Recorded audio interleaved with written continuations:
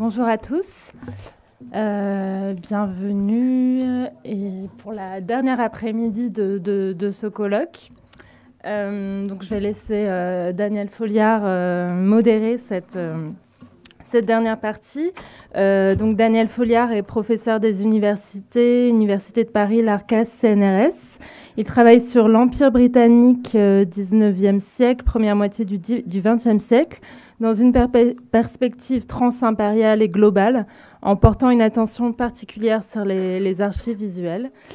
Ces deux monographies, Dislocating the Orient, British Maps and the Making of the Middle East, publié au Chicago University Press en 2017, et The Violence of Colonial Photography, Manchester University Press, paru en 2022, portent respectivement sur la cartographie et la photographie.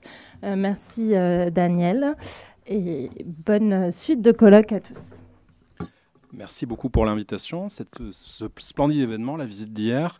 Merci aussi au public d'être fidèle au poste à 14h ce vendredi, attentif à ces discussions passionnantes, et ce sera la même chose pour cet après-midi. J'introduis donc Alexander Suppartono, qui est un historien de l'art. Il est lecturer à l'université Napier d'Édimbourg. Il a un intérêt très marqué pour l'intermédialité. Il est docteur de l'université de St Andrews avec une thèse en histoire de la photographie, et ses nombreux projets incluent notamment une recherche intitulée Chronicling Empire, Scottish Albums in Colonial Southeast Asia. Il a publié dans de nombreux journaux, à l'instar d'un article que j'ai découvert à cette occasion dans le Journal of Southeast Asian Studies, dans lequel il traite des recirculations actuelles et des resignifications de photographies coloniales numérisées. Alexander, you have the floor.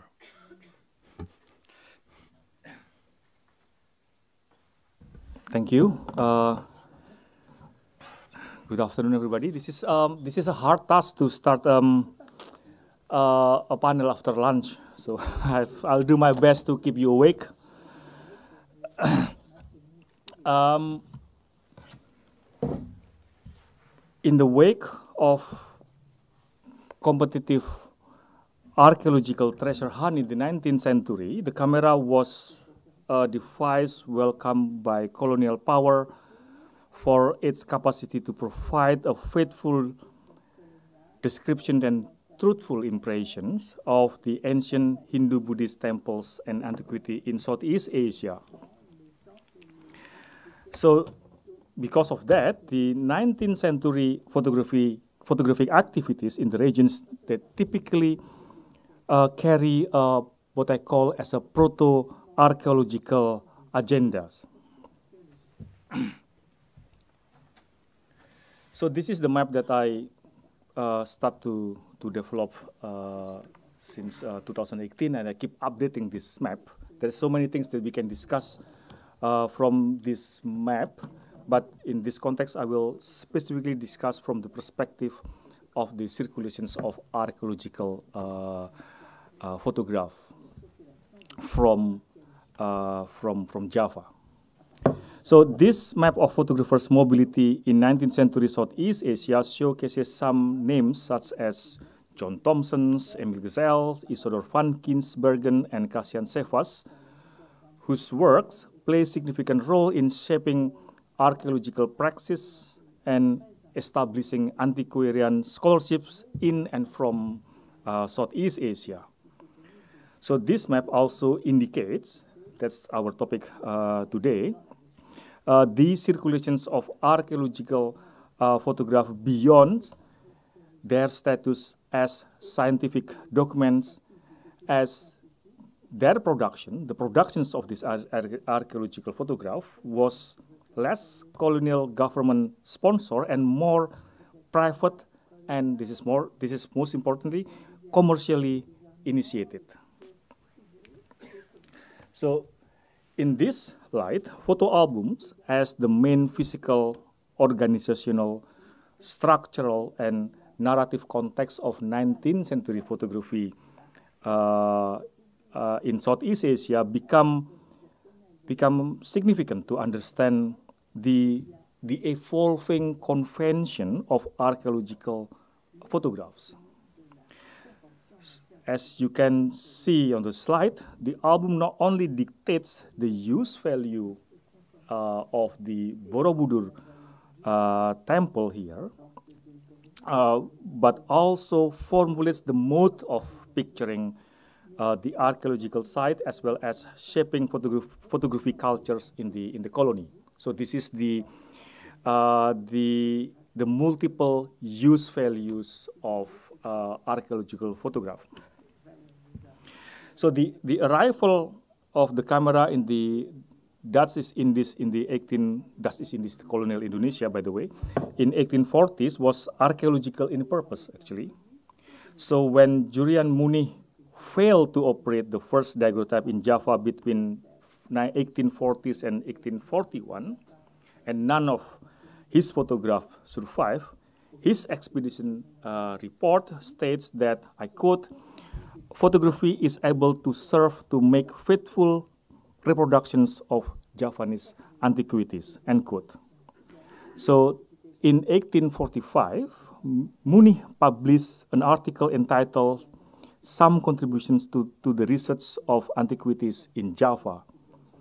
And his detailed notes in that report have been consulted by his contemporaries and present-day scholar alike. That's how I came to the conclusions that photography arrival in Indonesia, colonial Indonesia, was archaeological in nature. This failure arguably changed the course of photography's development in the Dutch East Indies, when the Ministry of the Colony turned to the commercial practitioners, Adolf Sefer, who is a Dresden-born daguerreotypist who ran portrait studio in The Hague. So these decisions marked the successful arrival of photography in the Dutch Indies in its commercial capacity. So upon his arrival in the Dutch East Indies in Batavia, the capital city, Sefer advertised in the local newspaper his daguerreotype portrait service that had overcome technical obstacles caused by the tropical humidity. As a result, he got the assignment from the Batavian Archaeological Society. So dozens of antiquities were photographed outdoors on pedestals and against the neutral backdrop. The quality of the photograph of this still life is comparable to that of his contemporaries working in the similar climates and with the similar subject matter elsewhere in the world. Many photographers from this period, as you know, they struggle to control the light and to achieve the desired sharpness and clarity.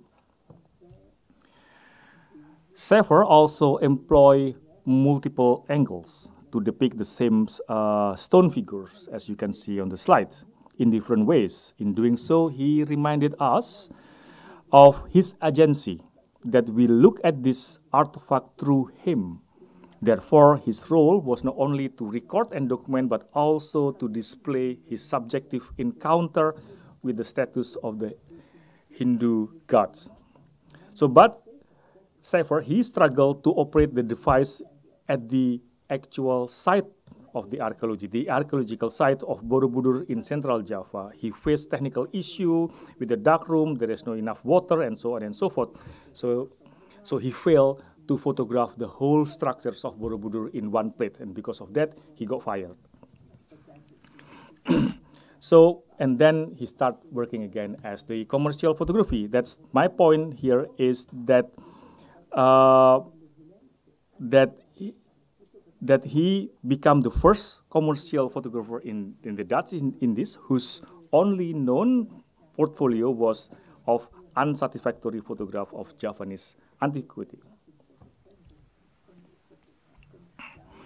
So the first satisfactory Javanese antiquity photograph, ironically, were produced commercially and independent from the government commissions. These photographs of statue of Ganesh and giant from the ruin of a temple complex in East Java were taken by the Englishman Walter Woodbury from the very well-known Woodbury and Page studio during their first commercial trip across Java in 1860.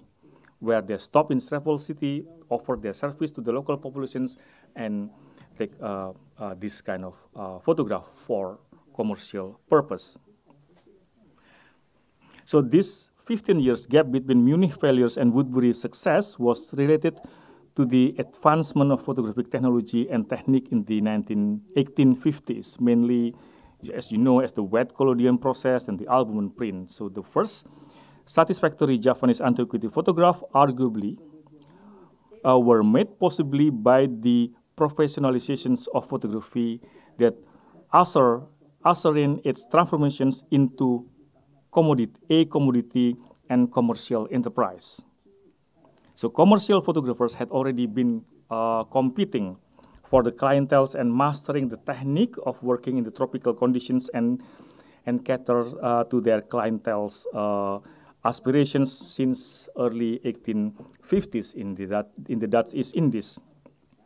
So these environments require photographers to develop distinctive visual characteristics, which those provide clientele the luxury of selecting an artistic approach that align with theirs.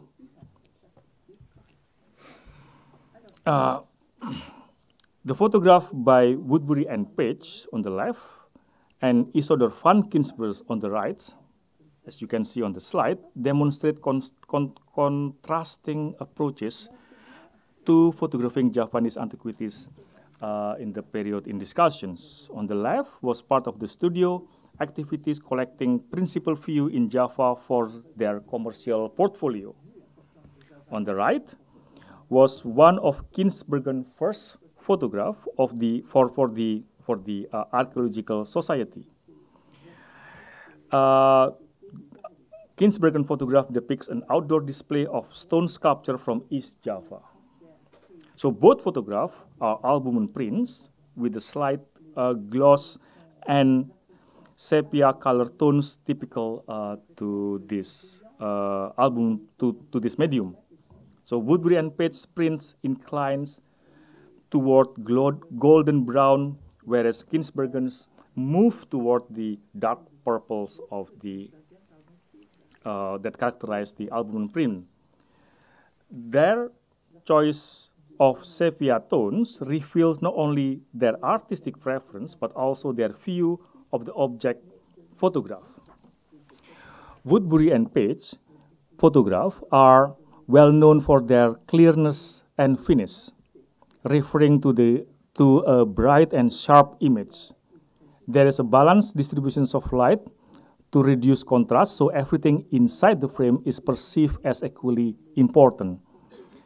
At slightly elevated angle, the Ganesh statue occupies most of the frame with enough space to inform us that the statue was on locations where the photographer found it. The statue is positioned so we can see the most important and interesting part of the three-dimensional object. We are also indulged with the details because of the well-distributed light and minimal shadows. Woodbury wants us to see the statue as a clear and finished object, the way it was. As Talbot put it, the way it was impressed by the agency of light alone. In other words, we are looking at the photograph. By contrast, on the right, we are looking through Ginsbergen's photograph. These four statues depicting the goddess of Parvati, the sacred bull Nandi, a male deity, and Ganesh are Majapahit sculptures from the 13th to the 16th century, brought in from various archaeological sites in East Java. They were collected, they were arranged, they were ordered and displayed for exhibition purpose. So the direct sunlight was controlled to underline the centerpiece, the Nandi, the bull, and to highlight the characteristics of its limestone material. Ginsbergen refused to use reflective screens, which were standard equipment really at the time, most likely used by Woodbury's and Page studio. So he refused to use reflective skin to tame the harsh tropical sunlight. Instead, he wanted to have contrasting light and shade to create depth and increase the liveliness of the sculpture, a theatrical effect that would bring out the dramatic expressive power of object he photographed. Looking at and looking through photograph of archaeological object is analogous to seeing the object within the context of art versus science. The difference lies in the way the photographers value the object being photographed. Making archaeological photograph as scientific documents serves a practical purpose to exchange visual information. Such photographs are intended to operate as a faithful pictorial record. The photograph should be clear and finished. Whereas photographing Javanese antiquity in the context of art provide almost unlimited variety. In the process, the desire to express emotion overcome the task to document.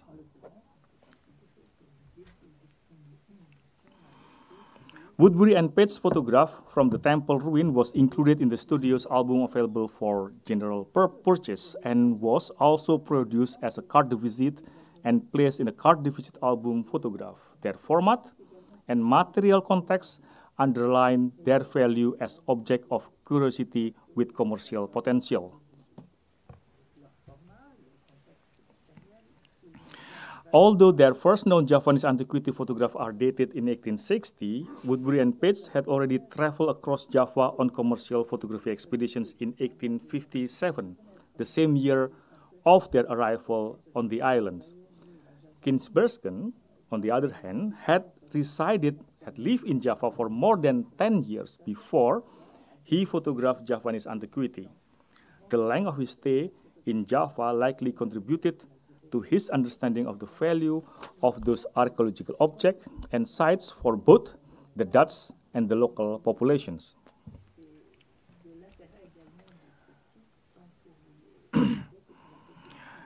That understanding of local cultures and artistic traditions was coupled with ability to handle the harsh sunlight and high humidity, which in turn influenced his artistic approach to photograph Javanese antiquity. His approach was defined by the climate. His particular vision was distinctively tropical. Ginsbergen's contemporary, G.P. Rover, also recognized his pictorial approach that resembled the typical photographic representations of Greek antiquity. I quote, "It is for us the apotheosis of Buddhism, just as the Zeus of Otrikoli is the apotheosis of Greek religiousness."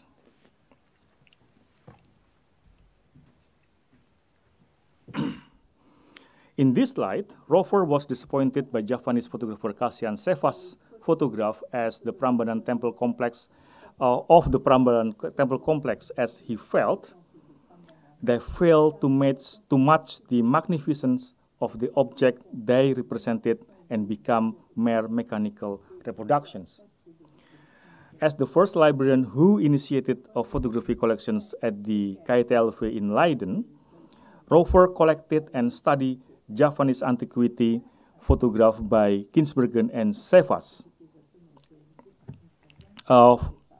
for the Archaeological Society. Rover's artistic expectations was not fulfilled by Sevas' straightforward completions of the assignments, that is, to provide a faithful descriptions and truthful impressions of the temple's relief.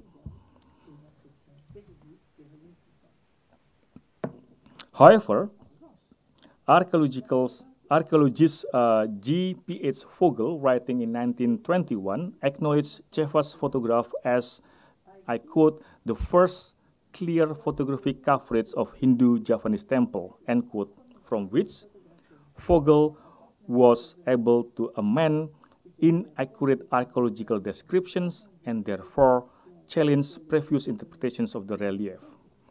Vogel demonstrated, the photographs function as an archaeological record when he consulted and juxtaposed the object more easily than the relief itself. The photograph then became an integral part of a method of scientific analysis, whereby an argument was developed based on information provided by the photographs. Cephas had different experience with Javanese antiquity in comparison to his Western counterparts. The Dutch proto-archaeological patients also manifested in collecting statues from archaeological sites around East and Central Java to be displayed in their private garden as early as 1805.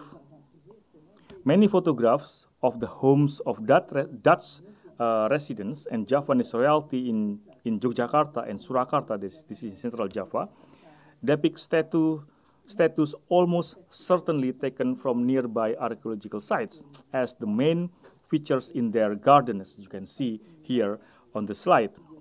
These photographs were sold to the public as part of the city's signatures view and were included in souvenir or travel photography albums of Java in the late 19th century and early 20th century.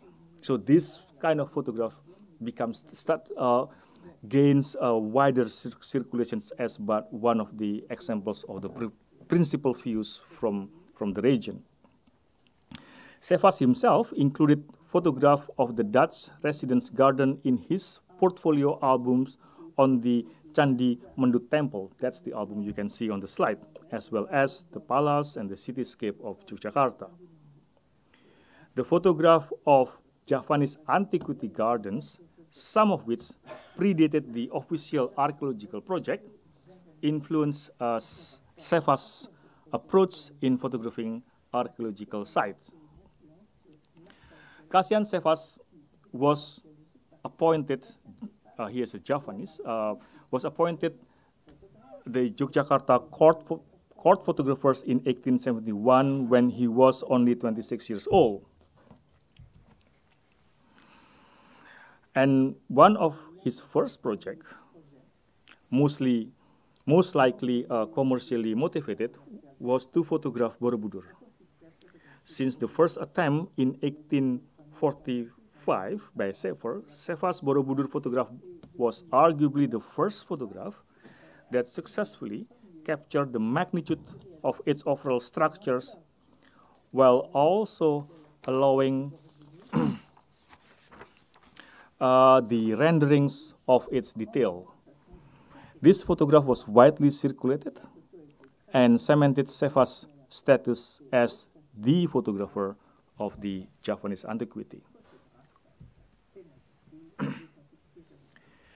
Cephas saw the archaeological photograph or archaeological photographic project as an opportunity to showcase that the camera indeed changed hands from foreigner to quote-unquote native, and that the native photographer had the liberty to put himself and his fellow Javanese in the frame wherever and whenever he wanted.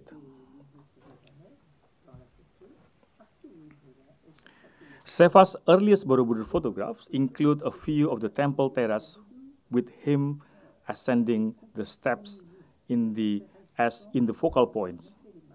This archaeological self-portrait is included in Cephas' photo album entitled Borobudur for 1872. The album contains 10 photographs, 4 of which feature people. 2 out of these 4 depict Cephas as a solitary figures in the frame. The figures are all male Javanese in traditional attire. Their poses are highly orchestrated beyond the practical purpose of indicating scale or providing local color. The photograph suggests the active participations of the Javanese of the Japanese figure taking or reclaiming the ownership of the archaeological monuments.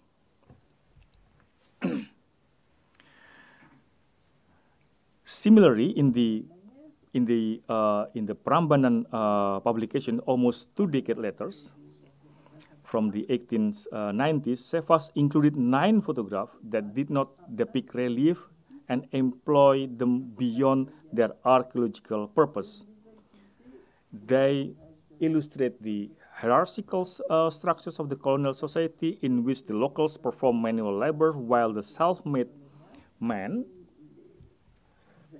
as you can see the detail there, the photographers is near the top of the social ladder. This photograph, therefore, also serve as a triumphant gesture of the acquisitions of the modern technology of the camera, not only to gain, but more importantly, to control one's own visibility as part of one's active participation in modernity. Thank you. Thank you, Alexander. Thank you very much. On prend peut-être les questions maintenant, le temps d'installer la vidéo.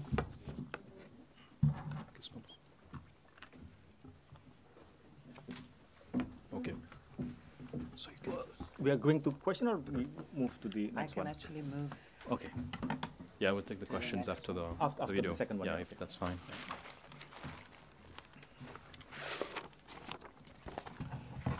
Donc, pendant que le lancement de la vidéo se prépare. Bonjour. Good morning. First, I would like to thank Christine, Annabelle, and the Musée de Cabrali for this invitation, and say that I really regret not being able to stay in Paris until now, but fortunately I was able to see the exhibition and to share the early impressions of this fantastic project. My subject today are the early moments of photography in Brazil, valuing the forms of perception, circulation, and appropriation of these images and practices in social dynamics, in different temporalities. That means in the past, but also in the present.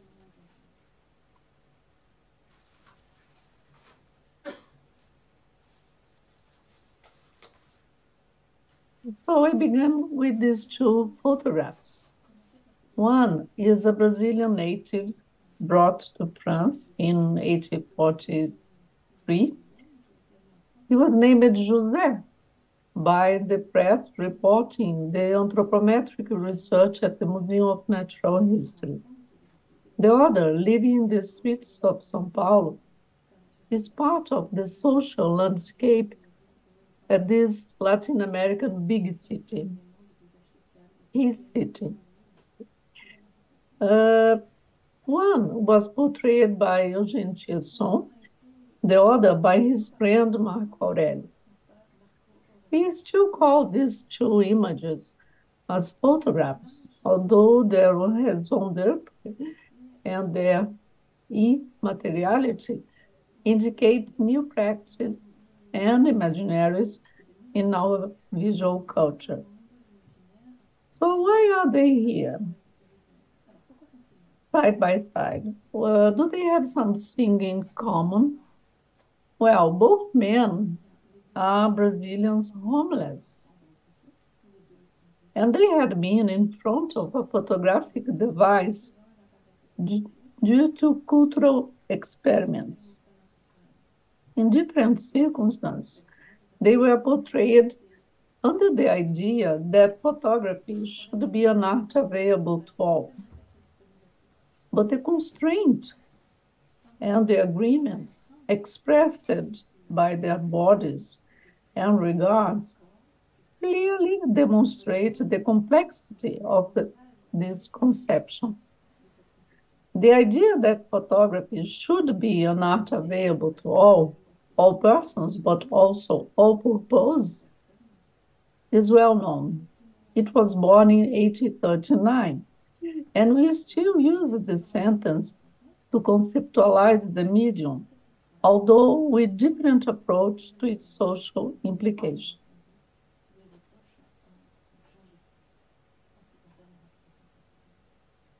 Brazil is one of the most unfair societies of the planet, with a deep gap and a tremendous contrast in its social life. My studies related to photography, past and present, have this background in mind. So I brought this question to introduce an essential aspect in the history of the first expedition around the world with a daguerreotype. The initiative could be read as a picturesque adventure, but the experience is crossed by social and economic issues, and the hope that all ports should be open to business, inventions, and the lights of Europe.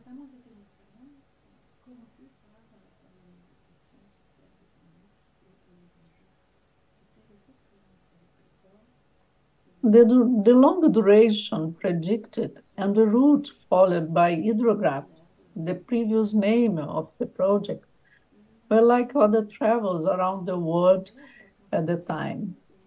But the mission carried out by those who embarked on this enterprise was entirely new. On the other hand, the history of a merchant ship from Nantes planning to cross the ocean in the 1830s has to be connected to the colonial trade at the time. The merchant ship Oriental, fitted out for the expedition, left the port of Coimbra in France on 25 September with 78 persons on board, including the captain and staff, sailors, professors, students, passengers, as well as the sister, the wife, and 2 daughters of the captain, reaching 86 persons in Lisbon, the first official stopover. The expedition was conceived to be a floating school, expression created by Captain Agustin Lucas, to highlight the pedagogical inspiration of his project. The political and commercial ambitions of this expedition, as well as the circumstance of its shipwreck in Chilean waters on June 23rd of 1840, had many ambiguous and obscure aspects. It's not possible here to discuss the details of this expedition, but I will try to emphasize, to present a panoramic view of this continental experience, to emphasize the political and multicultural process involved with early photographic practice and documentation in this sort of expedition.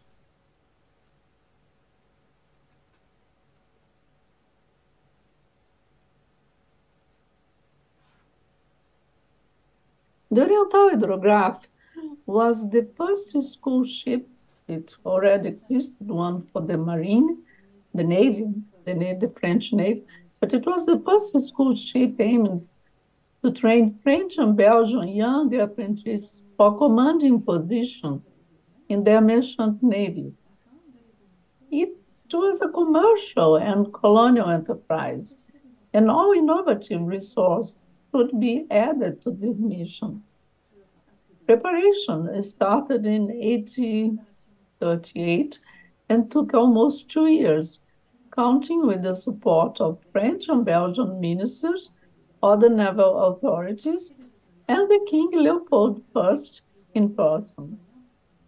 Oriental Hydrograph propaganda reached all corners of both countries, and their first families signed contracts with Captain Lucas to educate their children. Most of them were counts, marquises, and barons. These are the the propaganda from the expedition that still exists in the French archives.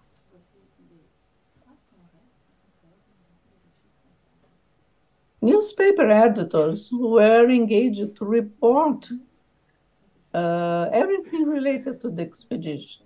We see here the first advertisement in the French press since 1838, and others from the following year. Captain Lucas, who knows how much we love the Navy and up to what point we are interested in his beautiful enterprise, has set us the task of conveying the news with the conscious punctuality that he knows characterizes us. We have promptly accepted. The same agreement negotiated with Le Moniteur Industriel was reported by Le Courrier Belge 2 days later. It was Marceline Jobard, the editor of Le Courrier Belge, who also reported the meeting between Lucas and Daguerre in July 1939, when the captain commanded a daguerreotype to his expedition. The newspapers created an unprecedented public space to the maritime culture and the new visual experience in the so-called century of the past. When I started this research in 2001, all these newspapers, they were not, most of them were not in the digitalized. But now it's fantastic that they are accessible.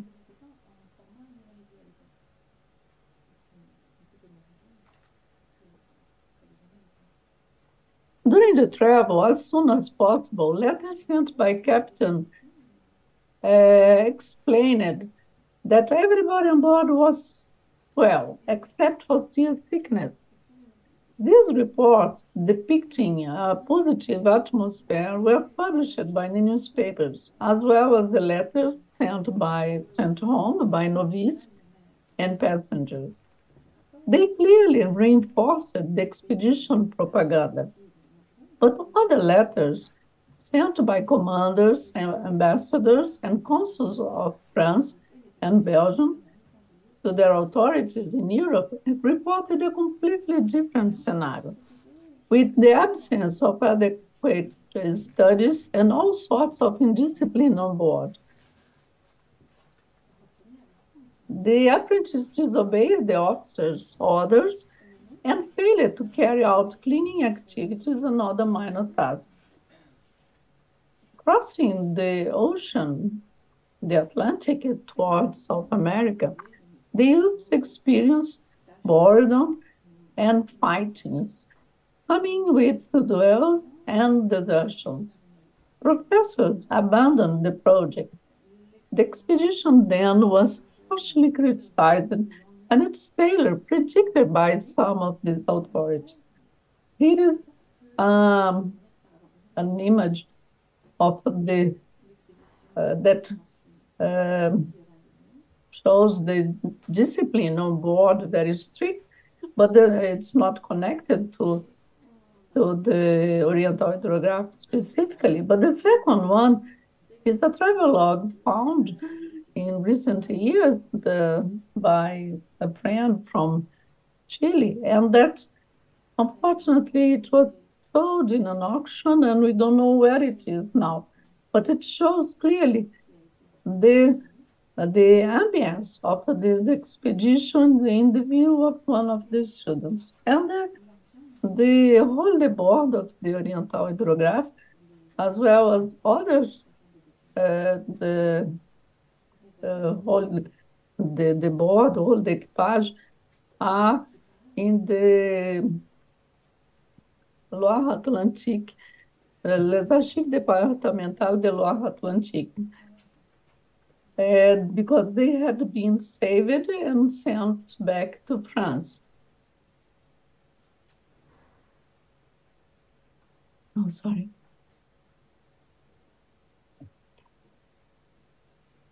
The oriental hydrograph, being innovative in its conception, carried on board important novelties to the maritime milieu. As the so-called cuisine distillatoire, caboose for the styling, that provided drinking water in long-distance travels, very important for the circumnavigation. Few French vessels were equipped with this system in 1839. Another innovative innovation was the mechanical device invented by Pierre Sauvage to reproduce physiognomic features, creating a three-dimensional representation. Two French youths who joined the expedition were son and nephew of the inventor. And the floating school also carried the most celebrated invention of the time. The daguerreotype, ordered by Captain Lucas, came on board in September, since the departure of the expedition, planned to August, had been postponed until then.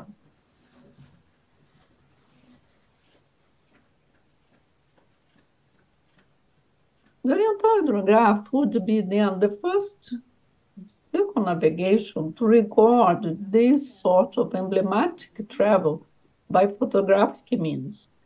In other words, with an art without artistry, natural, accurate, and accessible to everyone planning to document place, objects, and soon the races of the world.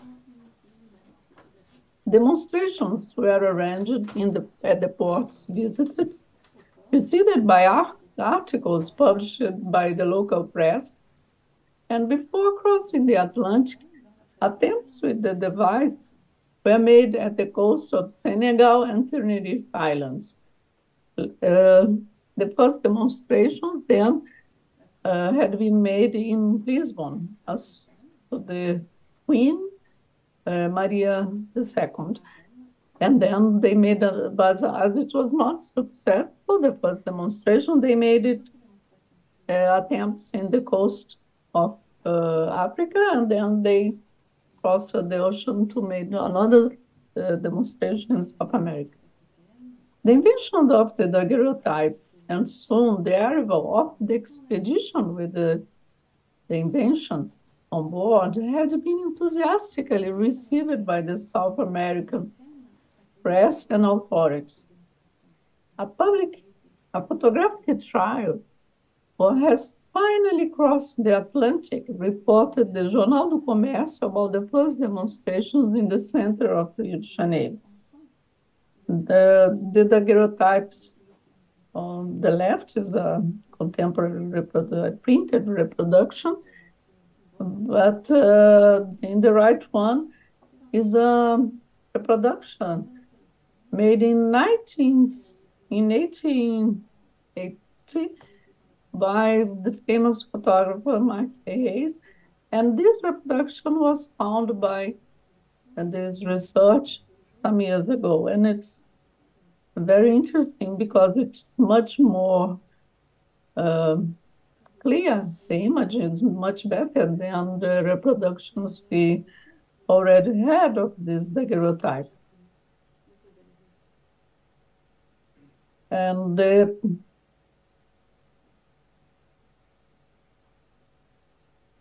news soon reached Hercule Florence, an artist and inventor based in the interior of Brazil. He dedicated himself to develop new graphic printing process, but the complexity to communicate, legitimate, and incorporate new inventions into social life was already well understood by Florence.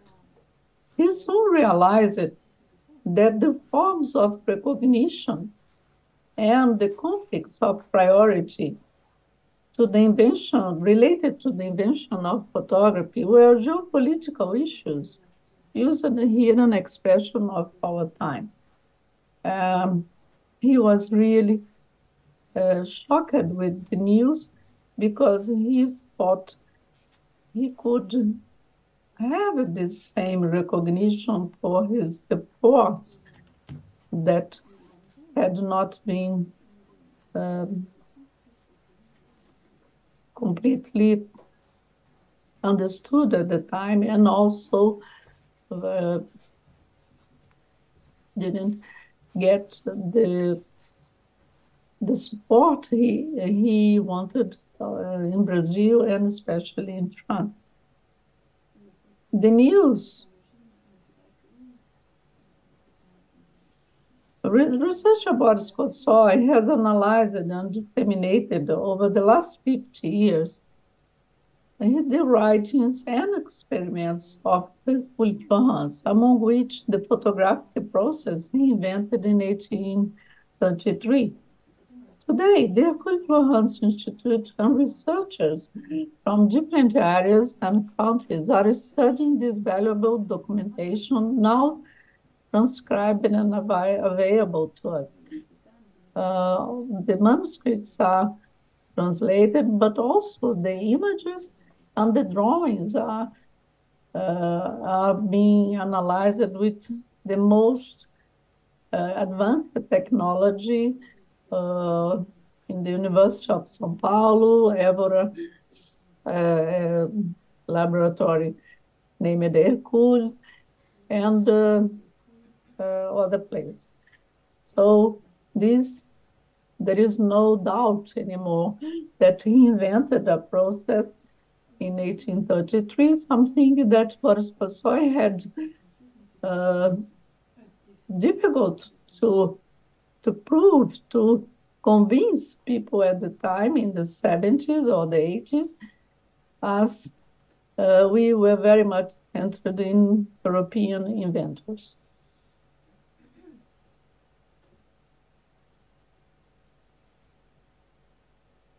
The oriental hydrograph, conceived to be a memorable expedition, ended with a shipwreck in Chilean waters, as I told, in 23rd June the following year, 1840, and the distrust of the whole enterprise.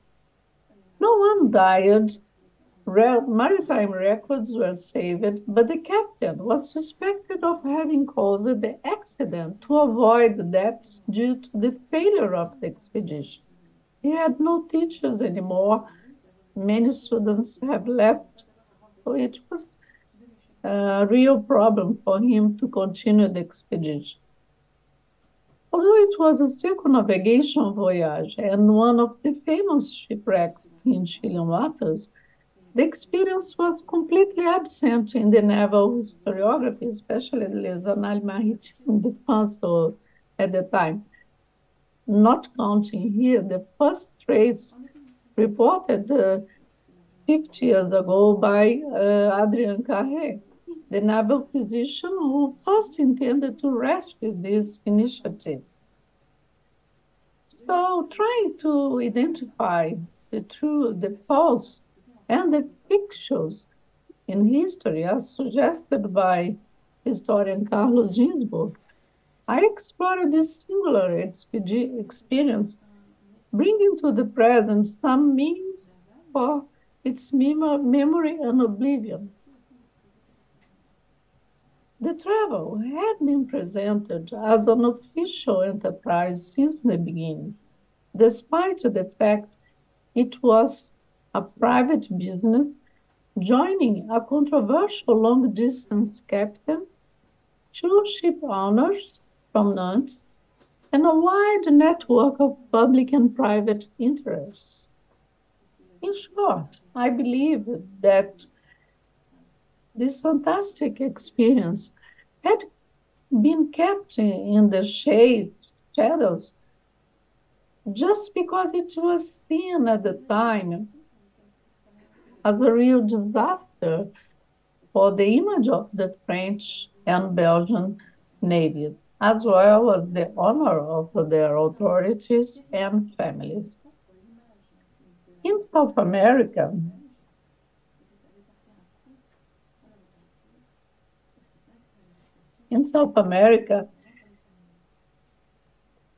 Captain Lucas and the chaplain Louis Comte, explaining the whole process, made demonstrations of the daguerreotype, also made demonstrations of the daguerreotype to the future emperor Pedro II and other distinctive scientific and literary men and women in Rio de Janeiro and Montevideo, the sisters of Pedro II, but also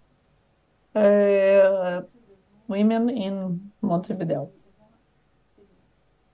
The daguerreotypes given to the emperor started then a wide photographic collection assembled through his lifetime.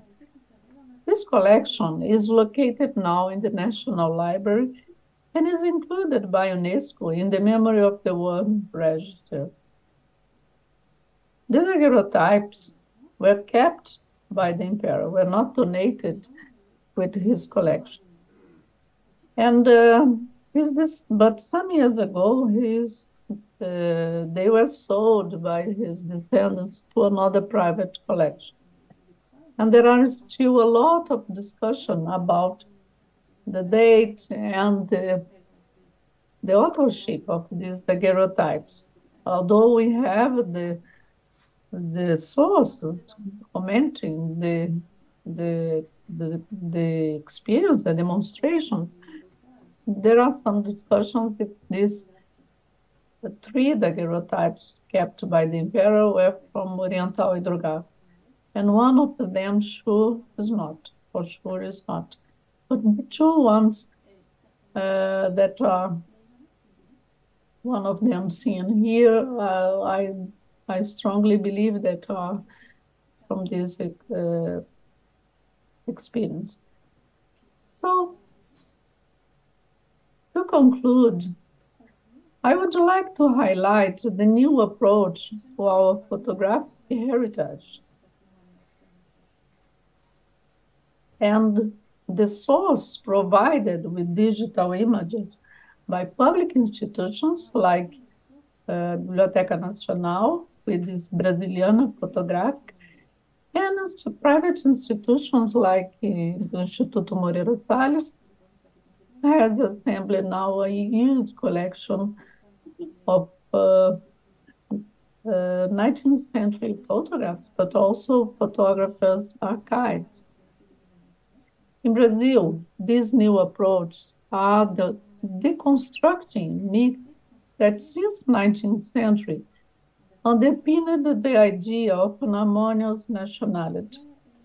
Digital archives, new historical perspectives, and artwork decenter and interconnect the geography of the media, valuing the forms of circulation, reception, appropriation of photographic images in social dynamic in different temporalities, broadening the perception of its place in our history and in our present, in our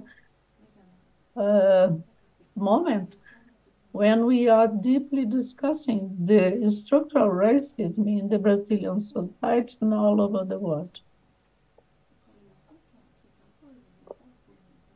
So during the latest 20 years, documents and images related to the Oriental expedition had been searched in different countries and institutions, in person, but later, in the latest years, also with the digital resource.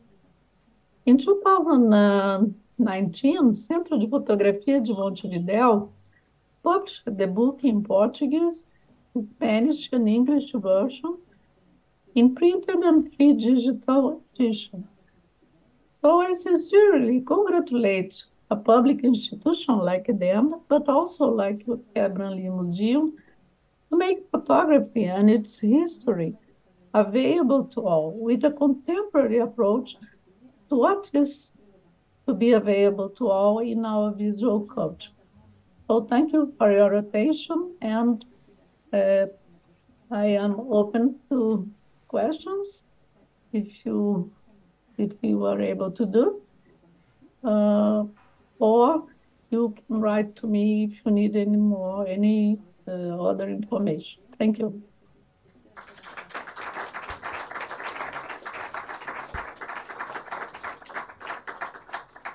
Merci aux conférenciers. Je vais juste faire ma petite présentation de Maria Inès avant qu'on passe à quelques questions et une petite pause.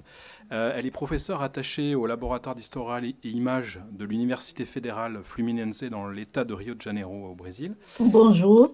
Bonjour. Et elle a travaillé pendant près de 20 ans auprès de l'Institut du patrimoine historique et artistique national. Et dans ce cadre, elle a coordonné plusieurs projets, dont la mise en valeur de la collection Geoffrey. Et elle a été chercheuse invitée au musée Guimet en 2001. Et au fil de cette impressionnante carrière, comme vous l'avez vu, elle a publié de nombreux articles et ouvrages, dont cet ouvrage sur l'oriental hydrographe, qui est accessible en ligne, comme vous avez pu le voir, voilà, et dont je vous recommande la lecture. Alors, on va prendre quelques questions pour un peu plus d'une dizaine de minutes. Voilà. Est-ce qu'il y a des questions dans la salle pour Alexander ou Maria Inès?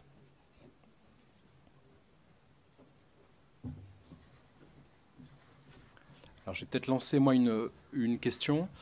Ce qui m'a frappé à la fois dans le type de document qui a été montré dans la dernière présentation et celle d'Alexander, c'est une question qu'on ne s'est finalement pas trop posée. C'est ce qu'est la photographie pour les gens de l'époque, en cette fin des années 1830-1840, parce que ce qui frappe assez dans les premiers daguerréotypes que tu as montrés, Alexander, c'est cette sorte, ou c'est moi qui fais un anachronisme, mais cette sorte de porosité entre la sculpture et le daguerréotype à ce moment-là, où on a l'impression d'un médium qui fait le deuil de l'autre, d'une certaine manière, et où la saisie de ces statues par l'appareil photo n'est pas encore complètement déconnectée de la sculpture en tant que médium. Donc, je ne sais pas si c'est une lecture qui peut fonctionner, sachant qu'à la même époque, il me semble que nombre de ces photographes accompagnent des expéditions qui font aussi des moulages de plâtre. Quand ils ne ramènent pas les statues, on a l'impression que certaines des statues ont été littéralement détachées du site. Ce serait intéressant de savoir d'ailleurs si elles sont pas dans un musée quelque part aujourd'hui, parce que ces photos documentent peut-être ça. Mais il y a une logique d'empreinte, imprint, et la photographie n'est pas encore à ce moment-là complètement, il me semble, c'est une question, complètement séparée de ces autres types d'empreintes. Est-ce que c'est vrai pour Borobudur, par exemple? Est-ce qu'il y a une multiplicité d'empreintes au moment où les premières campagnes photographiques arrivent, et on voit en fait des connexions avec à la fois la capture du looting colonial, donc le fait de ramener les vrais objets, le fait de les mouler, le fait d'avoir des copies qui ne soient pas que en 2 dimensions par la photo. Est-ce que c'est quelque chose sur lequel tu as réfléchi?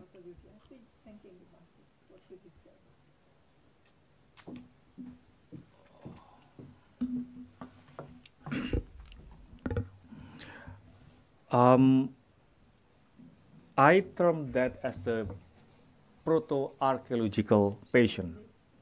So this is not looting as such, but they save those statues from the archaeological ruin and place them in their garden.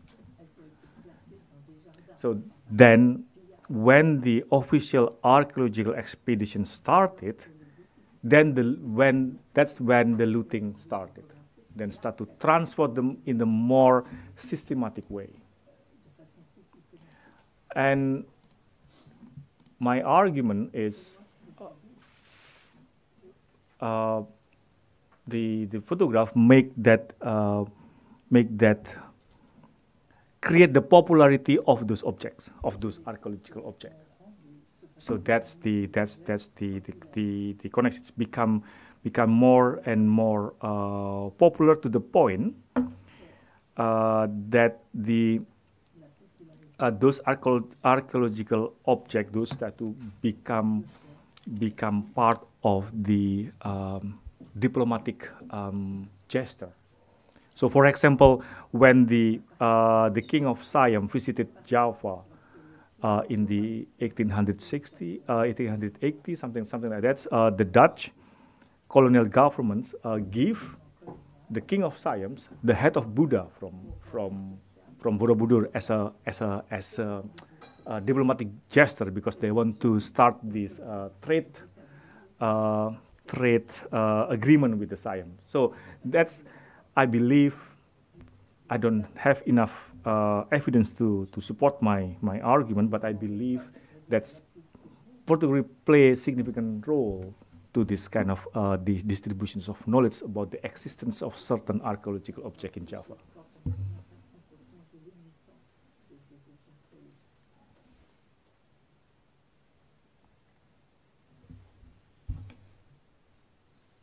Est-ce qu'on a d'autres questions? Ici, oui.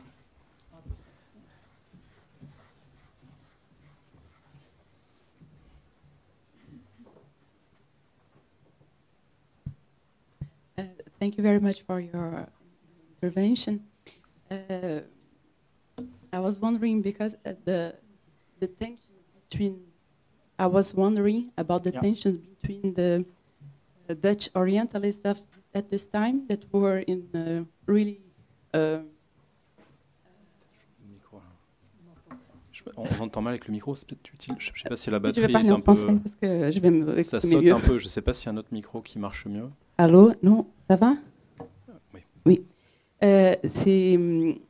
Ma question va par rapport aux potentielles tensions que j'imagine qu'il pourrait y avoir entre les orientalistes néerlandais de l'époque, qui avaient vraiment cette envie de préservation des sites, et ces potentialités commerciales que vous évoquez dans votre présentation. Et une question aussi, c'est d'où viennent vos photos et les albums, de quelles archives? From the Dutch archives, the World Culture Museum, the World Culture Museum. Yeah, Tropen Museum, they used to call it Tropen. So your question was the tensions between the commercial.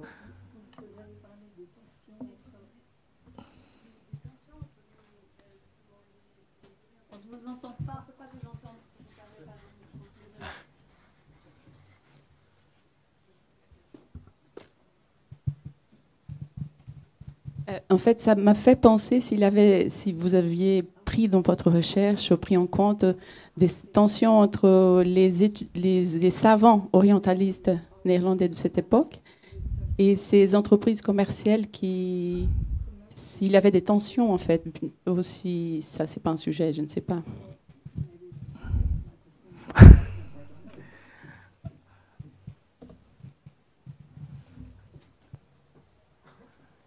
So, how should I put this? I'm trying to argue the archaeological photographic project in Java, they become more successful because of their commercial potential. So, photographers, they are not archaeological photographer all the time. They are commercial photographers by day.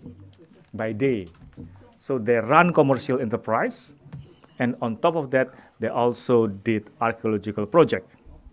While they're doing archaeological project, they include their archaeological portfolios in their commercial activities. Because of that, the distributions of archaeological photograph from Java reach beyond their status as archaeological documents. Yeah, and that as a result increased the popularity of archaeological objects from Java. And the side effect is all of those looting and the use of those archaeological artifacts, antiquity, as part of diplomatic negotiations and so on and so forth. But from the photography perspective, the archaeological projects become part, archaeological photograph become part of the photography cultures in 19th century that is in this. Judging from their circulations in different photographic albums, family albums, travel albums, souvenir albums, and so on and so forth. I hope I answered your question. On va peut-être prendre une dernière question s'il y a encore des questions avant de faire une petite pause. Non? D'accord. On va faire la pause. Après, voilà, cette présentation qui nous rappelle à quel point les naufrages ont pu jouer un rôle aussi dans cette histoire de la photographie. Vu que toutes les photos que nous avons vues ou les albums ont largement circulé sur mer, et la masse de ce qu'on a perdu un jour devrait être mesurée. On discutait hier de faucherie et de ces photos chinoises qui ont probablement fini au fond de l'eau.